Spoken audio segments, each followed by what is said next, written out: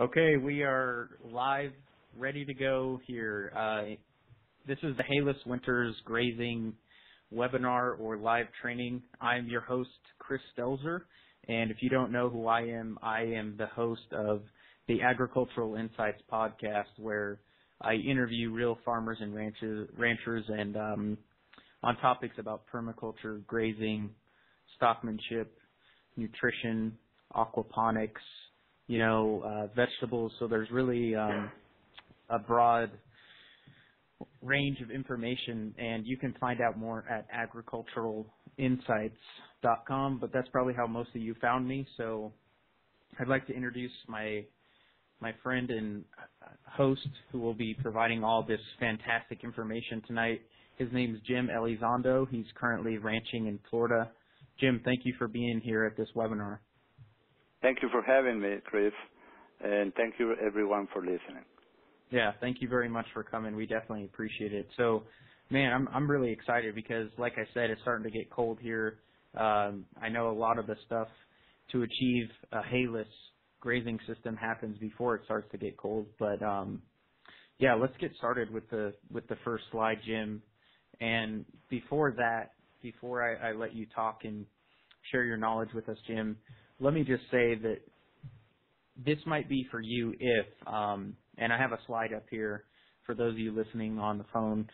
This is a great webinar for you to attend. You really need to pay attention, because if you're feeding hay year after year, this is definitely for you. You'll definitely want to stick around. Jim is going to tell you how you can go about reducing or eliminating your hay feeding.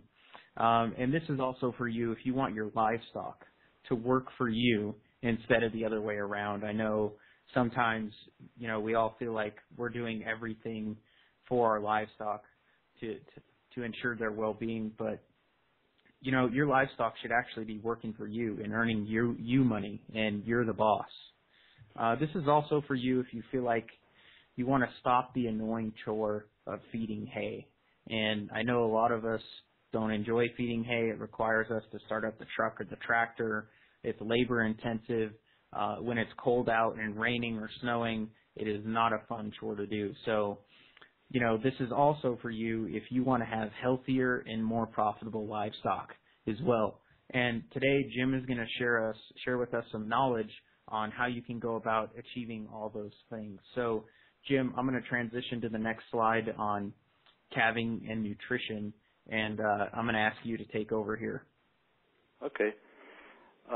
Well, if we see a forage production graph on your ranches, and you know which time of the year you have an excess of forage and which times of the year you have a deficiency or a shortage of forage.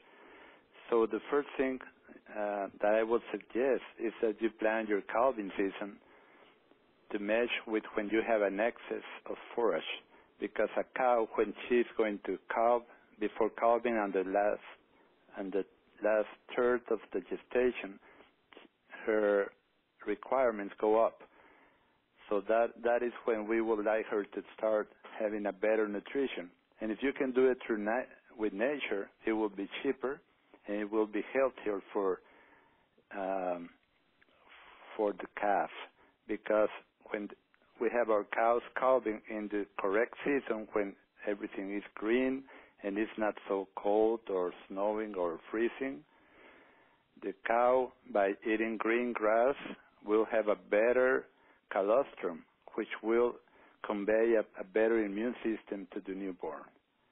So it's not only about economics, it's also about health in the newborn, the correct calving season. Now, usually it depends on where you are located. It will be on spring or fertile south. It will be in the rainy season. It could be depends on your environment. But yeah, each one of us knows when, yes? Yeah, each one of us knows when. So it's basically when you have the most forage. Yes, because then you can carry more cattle with the same resources, and it will be much cheaper. So I think this will be like number one, okay? Now, depends on the latitude. The body condition at calving will determine fertility. So we would like to calve after 30 to 45 days of good quality forage at low latitudes, like Florida or Texas or Oklahoma. But the higher you go in latitude, like Montana or Nebraska, or even higher, the day length becomes more important. So even a cow with not a very good body condition at calving will breed because she will start cycling because of the photo period being longer. So it depends on where you're at. Now, right now I'm trying to look at on the nutrition side of calving. Now the calves, when they are born, they don't have such a high requirement of milk, but the cow does have a higher requirement of good quality feed. So it is wise to try to have them calve and in the best part of the season.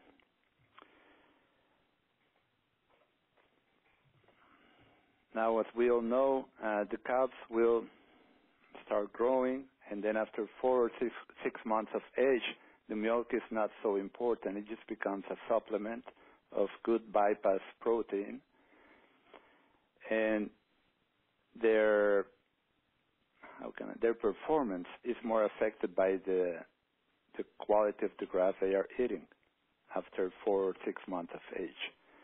So the mother becomes a supplement, a convenient supplement for them. So if we calve later than we are usually doing it, we will go into winter with the cows, with the calf on the side, which is what we're going to talk, how to go into winter or into the shortage of forage with the cow already bred and with the calf on her side, because it's much cheaper to supplement such a cow than a cow that is calving in winter or when we have a shortage of quality and quantity of forage. Now, I would like to talk a little about how the low protein in forages, which are highly lignified, limits intake. Again, now this will have to do with the environment you're located. In a good environment with not very high relative humidity and with not very excessive temperatures in summer, you may not have this problem. But in a lower latitude or at a low altitude also, you will have the lignin in the forage will impede the intake of the cow of such forage. So the problem becomes a problem because the bacteria in the rumen need a 7 to 8% protein to be efficient at digesting the fiber. When we don't have that, and we are in highly lignified forages like Bermuda, common Bermuda, or Bahia, or stargrass, then the cow will not be able to eat more to make up for this deficiency in protein, and the bacteria in the rumen will not have enough nitrogen to be able to digest the fiber in the forage. Now, if we are in a higher altitude and latitude with better quality forages, even after they are old, they will not be so high in lignin. Instead of being like 48% fiber, they may get up to 30, 32, or 80, 28. So then the cow can make up for that deficiency in protein by overeating up to 40 or 50% more of what she would otherwise eat. Then the problem becomes, this becomes a problem if we have a shortage of forage.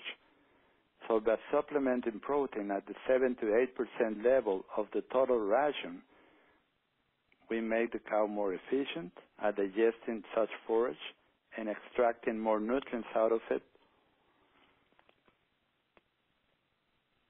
in a good environment. And in a let's say a low quality grass or low octane grazing environment, it becomes so important that if you don't feed that protein to reach the 7 to 8% in the total intake, the cow will not be able to eat enough to maintain her body weight, and she may even die. And that has happened in such environments. So it's really important to probably supplement protein down in the southeastern United States or in the more humid parts of Texas and even down into where you used to be in the tropical environment in Mexico. But maybe for folks, let's say in, Nebraska, North Dakota, South Dakota, up at higher latitudes, those folks might not need to supplement protein. Is that true? Well, it doesn't become a question of survival. It becomes a question of economics. If you have enough forage and you don't have a shortage or you don't have enough cattle, then you can get by without supplementing protein. But if the cows start to lose weight, then it means that you need the protein. Yeah. Okay. People try to get away from inputs, and that's good. But it's not wise to do it to the point that your profits suffer. I think that's a very good point. Yes, because sometimes you could carry 40% more cows because you're constricting, or the weak link in that situation of to carry more cows per ranch, which is the main profit driver, will be the season when you have a shortage of forage.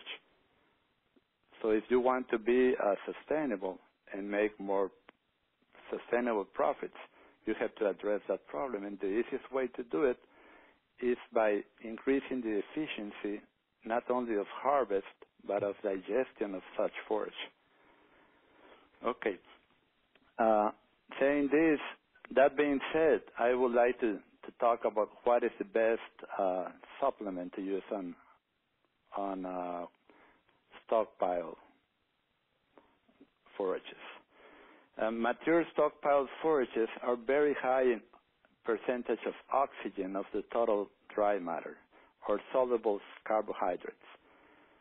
So we should supplement with a low oxygen protein source because that's what we are lacking. If a cow it's like a carburetor.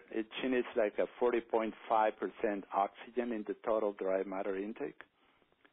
And those stockpile forages are like 41 up to 43% oxygen. So the cow will not be as efficient if we add a very soluble carbohydrate like molasses, which is a 50% oxygen, and we need a 40.5.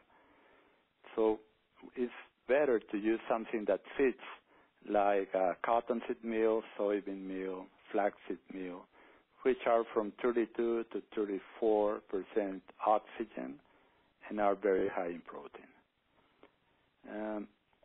When we use molasses with urea to try and raise the protein of the total ration, it doesn't work very well because the urea takes energy out of the ration.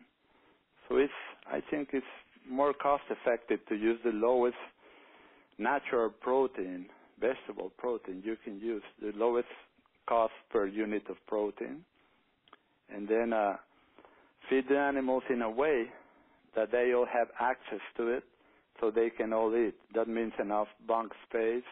I do it usually with half 55-gallon plastic drums, cut them in half, and then bolt them like in a train and put them with the ATV.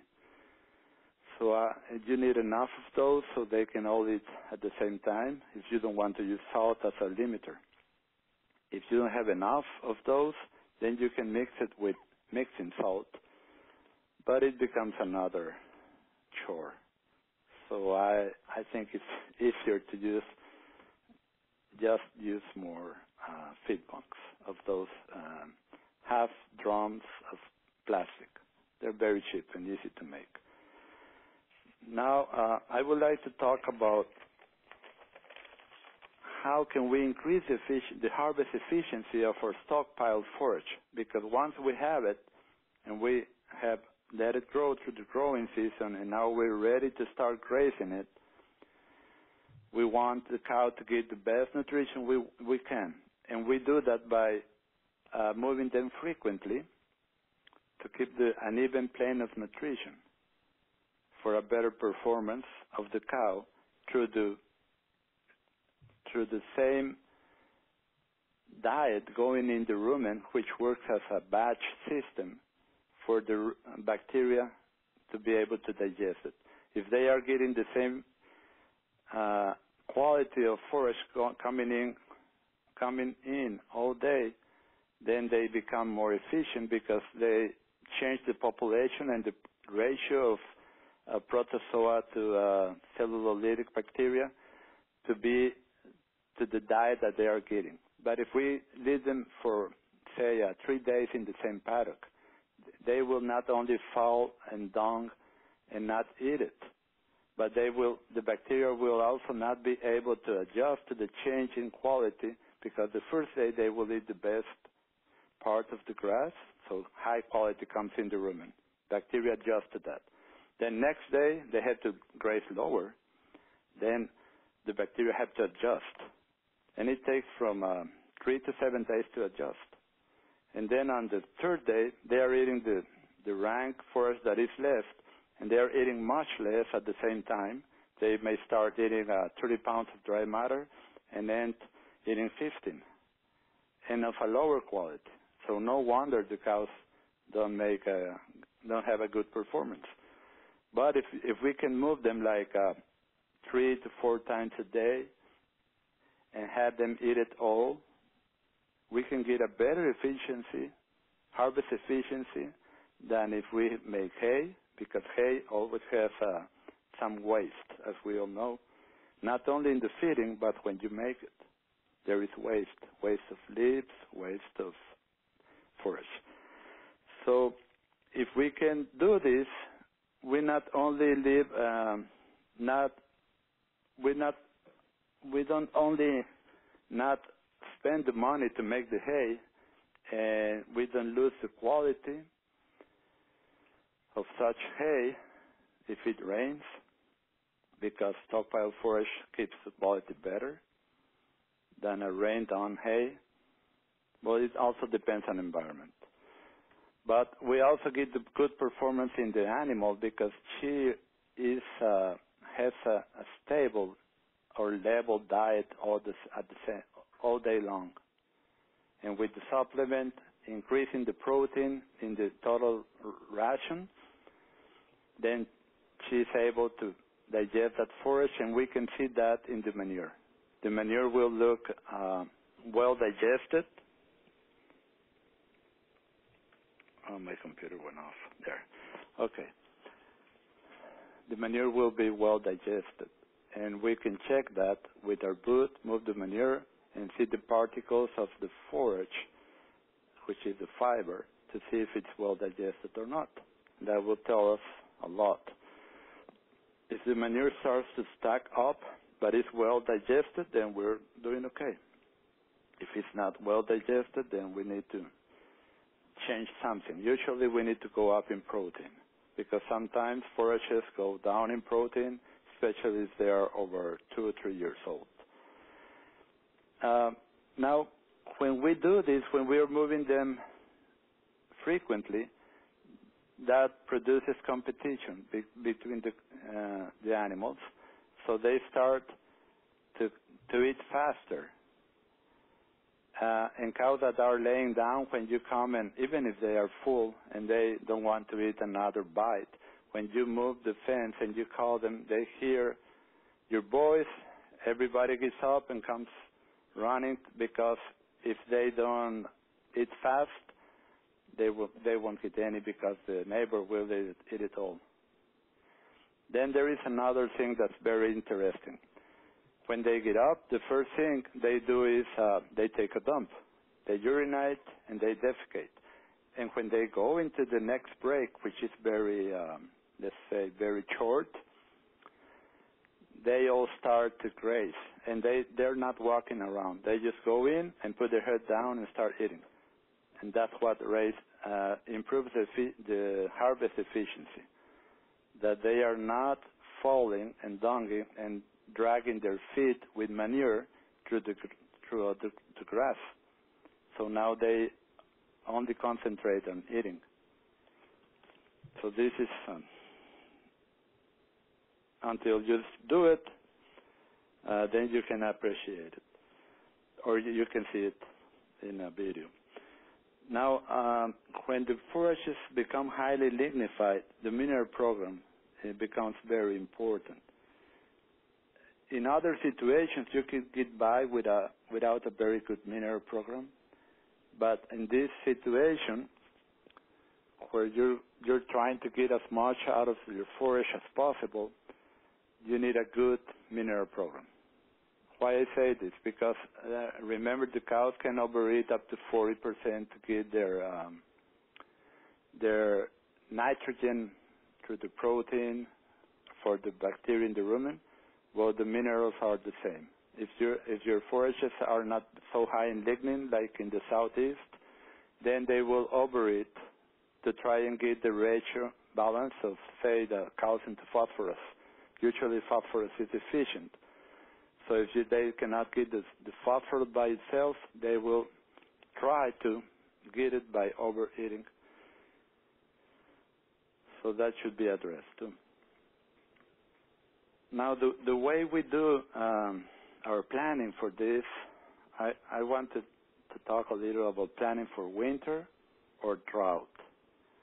In my own ranch in Mexico, I usually plan for 270 days of no growth.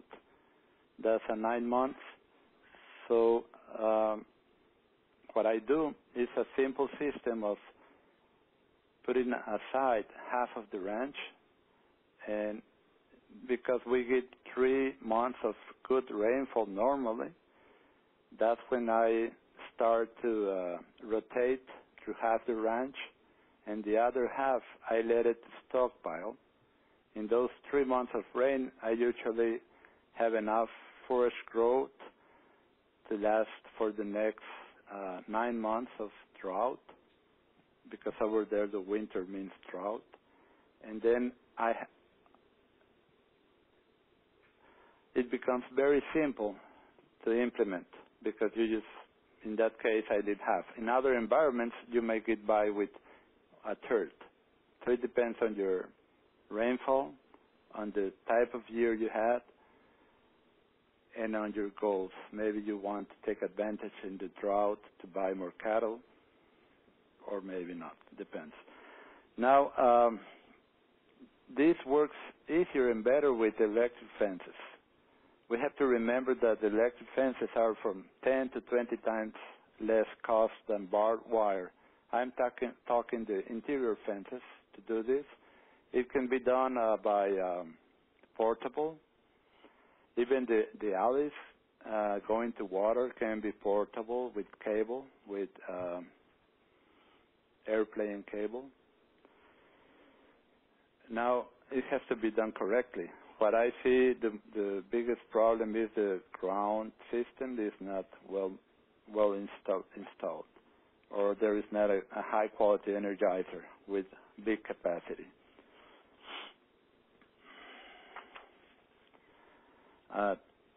Doing all this, we can save from $100 to $200 per cow per year, because depends on where you're at and the cost of your hay.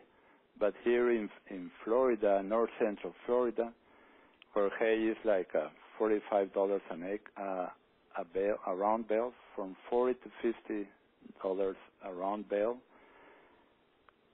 and if you can save that amount. Also, when we make hay, I don't know if you can put the slide, Chris. Hello? Yeah, what hay? What making Yeah, hay slide? the slide of the manure distribution. Oh yeah, I can go back to that. Yes, please. So it should just pop up here in a second. Okay. I just want to comment on that. So, I mean, what's so important about the manure distribution? I guess you can start talking Well, about it until yes, it comes okay. up. It's so important because as you can see here, we don't leave bare ground. There is litter there. This is a Bahia grass pasture with broom sedge. The protein here was from 2 to 3% protein, and if you see the manure, it's well digested and well distributed. So this means that instead of having a nutrient transfer out of the field by making hay and then feeding it somewhere else, or making an ineffective mineral cycle, we are recycling everything on site.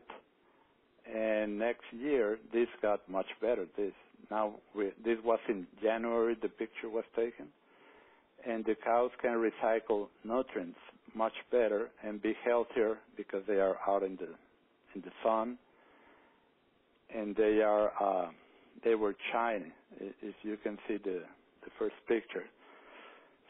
So the soil organic matter in this instance will be increased, but if we make hay every year in the same spot, we will decrease organic matter. This is very important because organic matter is the fuel for grass growth. Okay, monitoring. Now, how do we know if we're on track or not with our cows when we start doing this? Well, we have to check the feel of your animals. There, on the left side, there is a triangle made between the ribs and the hip bone. So if that triangle is full, that means they are eating enough and they are digesting well. Then we have to see the manure. Does it have a correct shape and texture, let's say? Is the fiber well digested? Are the ribs showing? That means they're going down in body condition. If you're really good, you can tell half a point. You can see if they're going down or up 25 pounds. Do they have shiny coats? That means the mineral program is working. Do they look healthy? Are they happy? Now it's very important not to underfeed protein or overfeed protein. Under because they will show it in their performance. And overfeed protein because it's expensive. And if done over a long period, it will create health problems too. To be sure, it's better to check the pH of the urine with tape. It should be around 7, from 6.5 to 7.2 or 3. Sometimes it is good to limit the intake, so some bossy cows don't eat more with salt, but sometimes you can get away of that. It's very important to evaluate your stockpile forage when the day you start to feed them with ultra high density grazing, 3 to 4 moves a day. After 3 or 4 days, you know exactly how much area they are eating. Now, how do you know when you move them, when you start? Well, when they stop grazing, and it's because they finished, and they put their head up, then you move them. But if they haven't eaten and they are like, say, spoiled, and they are full, then you gave them a too big of a break, so you shorten that. So after 3 or 4 days, you know how much they are eating, and then you say, well, they are eating like, for example, I started this week here, 150 cow-calf pairs. So today they ate like a little over an acre and a half, let's say. So that's for 1 day. So I need for 150 days, so I need 225 acres. Then I know if I have enough. Well, I have 300. So, okay, I have more than enough. So I can buy some cattle. In the winter, or I can take it easy, whatever you need. And that's how you know, very simple. You don't need to cut a square yard and multiply it. You just do it with the cattle, which are the best lab there is, and they tell you what they need. Thank you very much, Chris. Yeah, and thanks, thank Jim. you everyone for listening. Yeah. So I want to tell you guys about the Hayless Winters DVD, which is something that Jim put together, and I'm now offering it to you guys through Agricultural Insights. So it's a 4-disc DVD set. There's a lot of hands-on field-type filming and work that Jim is doing.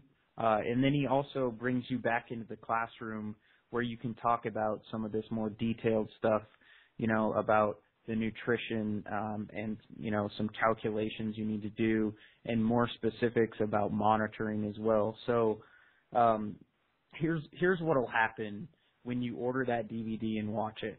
You're going to learn how to utilize stockpiled warm season grasses for grazing in the wintertime. And Jim briefly went over that. But this is something you're going to have in your hands, and you're going to be able to pop into your DVD player whenever you want and refer back to it. So you're also going to find out more details about the how and when of supplementing cattle.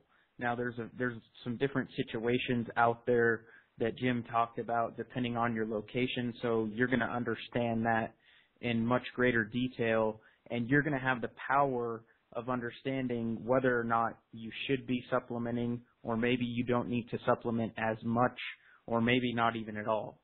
So that right there is worth the price of the DVD as well. You're also going to learn how to implement ultra-high density grazing for high forage utilization efficiency. So that means you're going to be using high density grazing to build organic matter, to get litter on the ground, to protect your soil, but you're also going to be learning at the same time of how the cattle can utilize the forage they're eating more efficiently, which makes it more valuable to you. It'll be much more valuable to you than, let's say, your neighbor who is not doing the same type of management that you are. And then the next thing you're going to learn is the how and why of ruminant nutrition under low quality forages. And like I said, there's going to be classroom and field explanations and examples provided for you. You're also going to see Jim do ultra high density grazing moves with his cattle, and he'll talk about that.